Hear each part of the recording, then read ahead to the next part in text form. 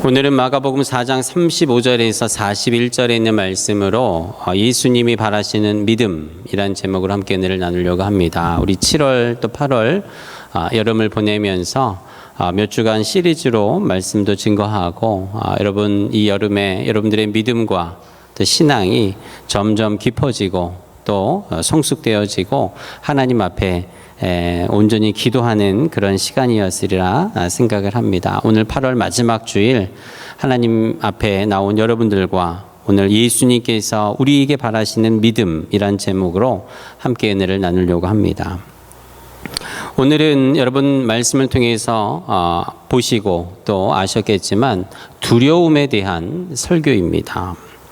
예배하는 이 시간에 하나님의 평강이 우리와 함께 하심으로 우리가 한 주간에 사실 나도 알지 못하는 두려운 환경 가운데 우리는 처해 있었지만 그 위험 가운데에서도 하나님께서 여러분들을 지키시고 오늘 이 자리까지 함께 하신 줄로 믿습니다. 여러분 돌아보면 우리의 삶에 굉장히 두려운 요소들이 많이 있습니다. 여러분 운전하시면서 오셨지요? 운전하면서 사실 사고가 일어나지 말라는 법이 없지요. 또 먼 곳에서 비행기를 타고 올 때도 마찬가지입니다. 낯선 사람을 거리에서 만날 때도 마찬가지입니다. 요즘 계속 뉴스에서 일어나고 있는 소식들 보면 이러한 사건 사고들이 세계 각 곳처에서 일어나고 있는 것을 보게 되는 거예요. 알고 보면 우리의 삶에는 사방이 다 두려움 투성이다라는 것을 생각을 해보게 되는 거예요. 요즘에 많이 쓰는 말들 가운데 공황장애라는 말이 있습니다. 불과 몇십 년 전만 해도 사실 공황장애라는 말을 생소했던 말이었습니다. 근데 최근에는 아주 익숙한 말이 바로 공황장애예요. 패닉 디스오더. 패닉이 오는데요. 샥이 오는데 이거를 통제할 방법이 없는 이것을 우리는 공황장애라고 합니다. 두려움 같은 불안한 마음이 갑자기 내 마음에 엄습해 오는데 이것이 사라지지 않고 계속 나를 괴롭히는 증세가 바로 공황장애. 이 두려움과 가슴 불안함, 땀이 나고 머리가 어지럽고 막 죽을 것 같은 그러한 심정이 내 마음에 들어오는 그 증상, 공황장애입니다. 만날 수도 없지요. 길을 나갈 수도 없습니다. 아무것도 할 수 없는 마치 얼음과 같이 얼어붙어 버리는 상황, 공황장애예요. 이 어려움을 겪고 있는 사람들이 여러분 생각보다 많습니다. 통계를 내보니까요, 한국에서도 코로나 전에 2017년도에 약 14만 명이 되는 이 공황장애자들이 있었는데요. 코로나가 지나면서 2022년도에 조사를 해보니까 약 20만 명이 이 공황장애를 갖고 있다고 합니다. 한국뿐이겠습니까? 캐나다도 미국도 전 세계 이 현대인들의 마치 만성병과 같이 정신적인 이 스트레스와 어려움들이 사람들을 괴롭히고 있다라는 거예요. 두려움의 피해에 노출되어 있다라는 것은 공황장애를 겪고 있는 환자들뿐만 아니라 아무렇지도 않은 저와 여러분들 우리 삶의 일반적인 삶에 이런 것들이 다 포함되어 있습니다. 크고 작은 두려움이 없는 사람이 누구 있겠습니까? 현대를 살아가는 현대인들의 특징이지요. 그러나 두려움 자체가 그 감정 자체가 나쁜 것은 아닐 것입니다. 문제는 이 두려움에 사로잡혀 있다는 게 문제인 것이죠. 여러분 우리가 쓰는 물질, 돈이 나쁘겠습니까? 그렇지 않아요. 성경은 돈이 나쁘다고 하는 것이 돈에 사로잡히면 그것이 나쁘다라고 얘기하는 것입니다. 여러분 우리에게 주신 자녀들 얼마나 귀하고 사랑스러운 자녀들입니까? 하나님이 주신 이 선물, 그러나 우리 자녀들에게 내 온 생각과 관심이 사로잡혀 있으면 하나님보다도 내 자녀에게 더 우리의 마음이 사로잡혀 있으면 그것이 문제가 되지 않겠습니까? 내가 오로지 사로잡혀야 할 대상은 하나님밖에 없다는 것을 오늘 말씀하고 있는 거예요. 깊은 산속을 가다가 머리 위에 나도 모르게 나뭇가지가 걸리면 깜짝 놀라서 고개를 숙이는 본능이 사람들 모두에게 있습니다. 사람 자기 자신을 보호하기 위한 보호 본능이지요. 나뭇가지가 아니라 만약에 뱀이라면 어떻습니까? 무서워서 깜짝 놀라서 고개를 숙인 것이 뱀으로부터 나를 보호하게 되는, 그것이 바로 두려움이 가진 장점이기도 한 것이지요. 그러나 뱀을 보고 두려워서, 너무 무서워서 산을 내려가지 못하고 그 자리에 얼어붙어서 꼼짝하지 못하고 있다면 그것은 큰 문제이겠지요. 그러니 두려움 자체가 나쁜 것이 아니라 두려움에 사로잡힌 것이 문제다라는 것을 이야기합니다. 오늘 우리가 읽은 본문의 말씀에 보면요, 제자들이 예수님과 함께 배를 타고 바다 위에 있는데 바람이 불고 파도가 일어나고 또 배에 물이 들어오니까 두려웠습니다. 무서웠어요.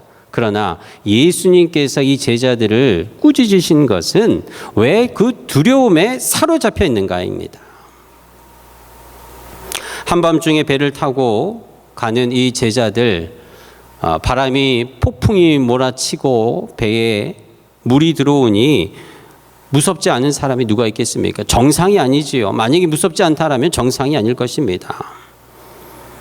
그러나 이 제자들이 이 두려움에 사로잡혀 이제는 죽을 지경에 왔을 때 그야말로 공황장애와 같은 증상이 일어나게 된 거예요. 급기야 배에 물이 들어오기 시작합니다. 이 제자들은 이제는 패닉이 왔는데요, 이 패닉을 통제할 수가 없는 그야말로 두려움에 사로잡혀 꼼짝하지 못하는 상황이에요. 여러분, 배에 예수님과 함께 있었던 이 제자들의 입장을 한번 생각해 보시기 바랍니다.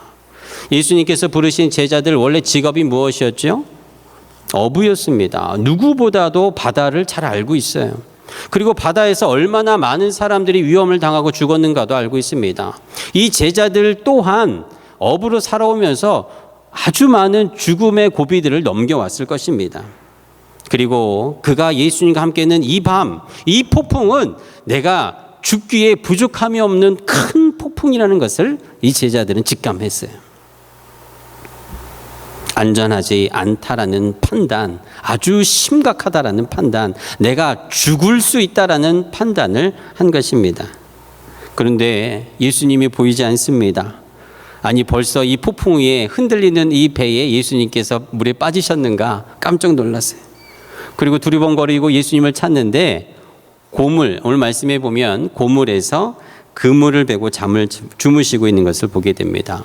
고물이라고 하는 것은 배의 선미, 배의 그 맨 구석, 끝이라는 말이에요. 한 구석에 예수님께서 그물을 베고 주무시고 있는데 아주 편안하게 주무시고 있어요. 이때 제자들이 예수님을 흔들어 깨우면서 이성을 잃습니다. 주님, 우리가 죽게 되었는데 어찌 돌보지 않습니까? 우리가 죽게 되었습니다. 어찌 이렇게 주무시고 있습니까? 여러분, 이때 제자들이 예수님에게 좁은 말로 했을까요? 부드러운 음성으로 주님 일어나시지요, 이렇게 얘기했겠어요? 아니에요. 이성을 잃어버린 그야말로 패닉이 된 그 상황에서 예수님을 흔들어 깨우면서 화가 난 목소리로, 신경질 난 목소리로, 답답한 마음으로 예수님을 흔들어 깨우지 않았겠습니까? 제가 이 말씀을 보면서 저도 비슷한 경험을 했던 것이 떠올랐어요. 예전에 우리 아이들을 데리고 온타리오 호수 위에 갔다가 아주 위험한 경험을 했죠. 그때 저희들만 간 게 아니라 다른 목사님 가정의 사모님과 아이들도 함께 갔었어요. 아이들은 호수에 들어가서 수영복을 입고 튜브를 타고 아주 한가롭게 물놀이를 하고 있는 그때에 저는 우리 어른들과 사모님들과 함께 밖에 의자에 앉아서 과자를 먹고 있는데 저 호수 뒤편으로 검은 구름들이 막 이렇게 몰려오는 겁니다. 이 심상치가 않아요. 바람이 불기 시작합니다. 빗방울이 떨어지기 시작해요. 아이들을 향해서 외쳤어요. 얘들아, 밖으로 나와야 될 것 같아. 나와. 그런데 뭐 애들은 노느라 정신이 없지요. 더 신나게 물놀이 하면서 놀고 있어요. 아니나 다를까 5분도 되지 않아서 소나기가 쏟아지고 광풍이 불기 시작합니다. 바람이 얼마나 센지 우리 어른들이 먹고 있던 과자 봉지가 막 다 날아가고 나뭇가지가 막 부러지고 돌풍이 불어오는 것이에요. 저도 패닉이 왔습니다. 애들은 저 멀리 있지요. 더 큰 소리로 나오라고 외쳐도 애들은 얘들아 더 재미있게 놀라는 듯이 애들은 바람이 불고 하니까 더 재밌는 거예요. 듣지도 않고 더 노느라 정신이 없어요. 근데 제가 더 패닉이었던 것은 옆에 있던 사모님이었습니다. 이 옆에 있던 사모님은 그 상황을 전혀 인지하지 못하고 재미있다고 박수를 치는 거예요. 저의 이 패닉된 모습을 보고 옆에서 재미있다고 박수를 치고 깔깔거리고 있는데 저는 패닉이 와서 이분이 웃든 박수를 치든 상관없이 애들을 데리고 나갔던 기억이 나요. 지금도 제 애들과 그런 얘기를 하면은 아빠 왜 그때 그렇게 패닉이 왔어? 이런 얘기를 합니다. 저는 그 전에 이러한 일들을 한번 겪었던 경험이 있기 때문에 그 상황이 얼마나 무섭고 심각한 거를 알고 있는 거예요. 오늘 예수님을 깨우는 제자들의 마음이 아마 그랬을 것입니다. 오랜 직업을 어부를 통해서 일을 하면서 그가 겪었던 그 위험에, 그 바다의 폭풍에 죽을 수도 있다라는 그 두려움에 제자들은 예수님을 깨울 수밖에 없었던 거예요.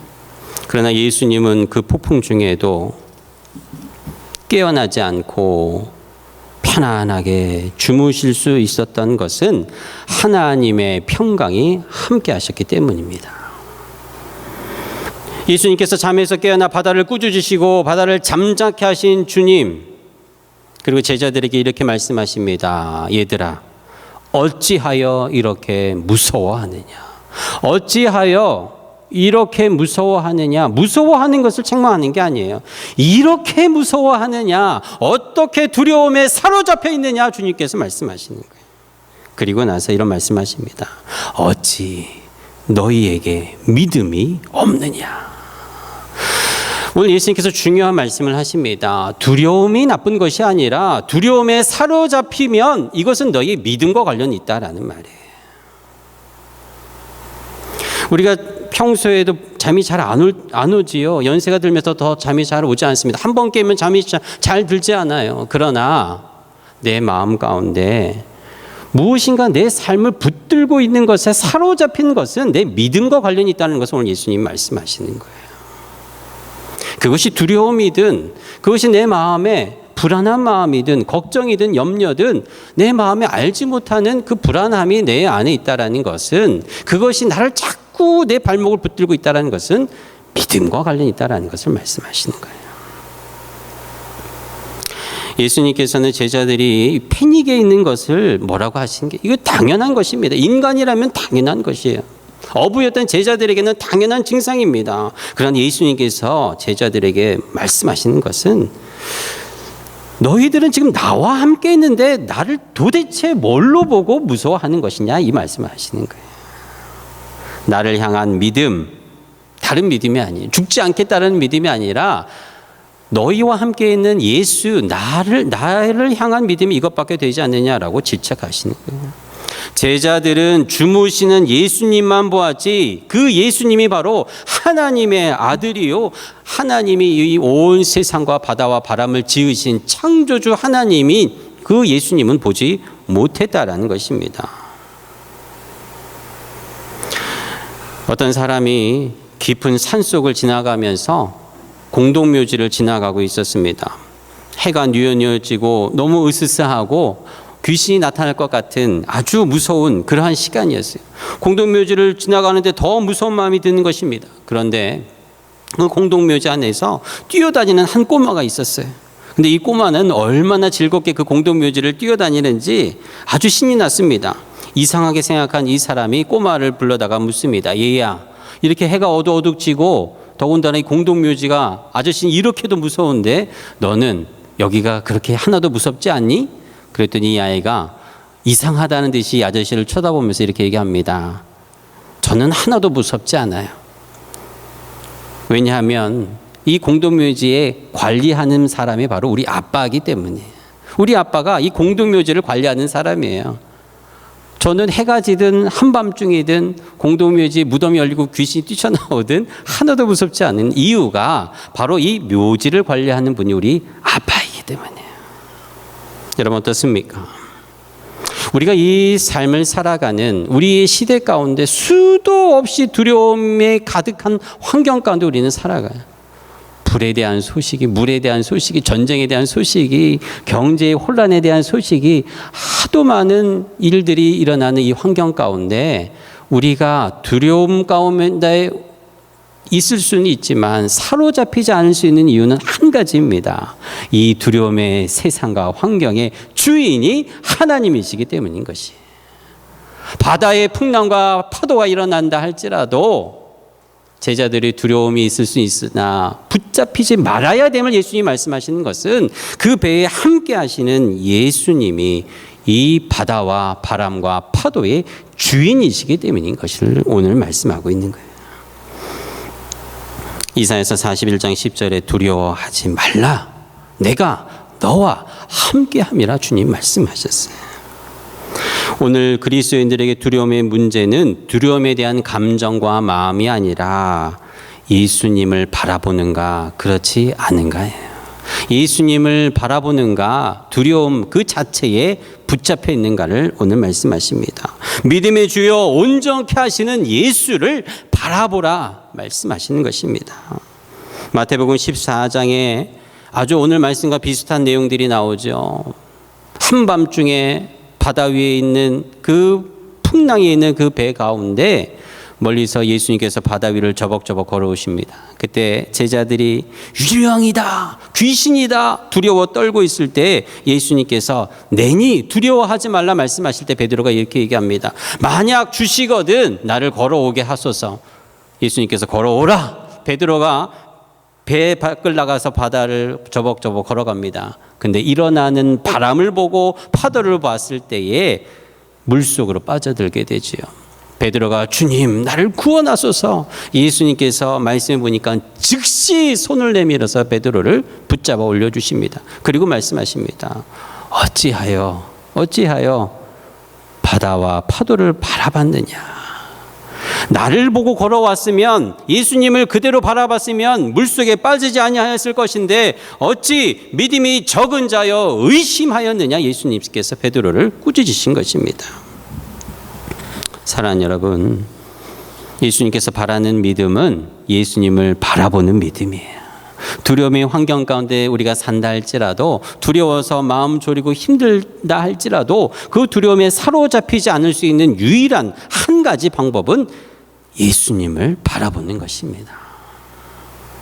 오늘 말씀에 보면요, 마지막에 제자들이 이제는 두려움의 대상이 바뀌어요. 그 전에는 파도와 바람과 폭풍이 두려움의 대상이었다면 이제는 예수님을 두려워하기 시작합니다. 과연 이분이 누구이기에 심히 예수님을 두려워하였더라 말씀하고 있어요. 그렇습니다. 사랑하는 여러분, 우리는 이 시대를 살아가면서 두려운 일들이 너무너무 많습니다. 그러나 두려움에 사로잡히지 않기 위해서 예수님을 더 두려워하는 여러분의 삶이 되기를 축복합니다. 예수님을 바라보는 여러분의 삶이 되기를 주의 이름으로 축복합니다. 두려움의 대상이 바뀌는 것. 이 세상에서 사람에서 예수님 오직 주님 한 분만을 두려워하며 살아가는 자들은 바울과 같은 고백을 하게 됩니다. 고린도후서 11장 3절에 저희가 그리스도의 일꾼이냐 정신없는 말을 하거니와 나도 그러하다. 내가 수고를 넘치도록 하고 옥에 갇히기도 하고 더 많이 하고 매도 수없이 많고 여러 번 죽을 뻔하였는데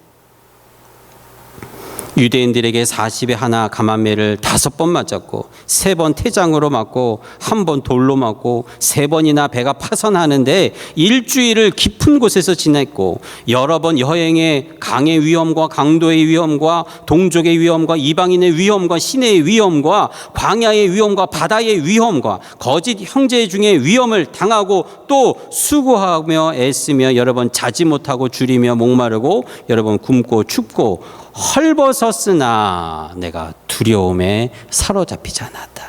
왜냐하면 나는 이 위험과 두려움 가운데 오직 하나님만을 두려워하고 예수님만 바라보았기 때문이라고 사도 바울이 고백하는 것이. 오늘 하나님께서 우리 눈에 보이는 손에 만지는 것들을 두려워하지 말고 지옥에 던져 넣을 수 있는 권세 있는 오직 하나님만을 두려워하라고 우리에게 말씀하고 있습니다. 사랑하는 여러분, 우리와 함께 하시는 주님 바라보며 이 어둡고 두려움이 가득하고 위험이 가득한 이 세대 가운데 담대히 믿음을 가지고 나아가는 여러분 모두가 되기를 주님의 이름으로 축복합니다.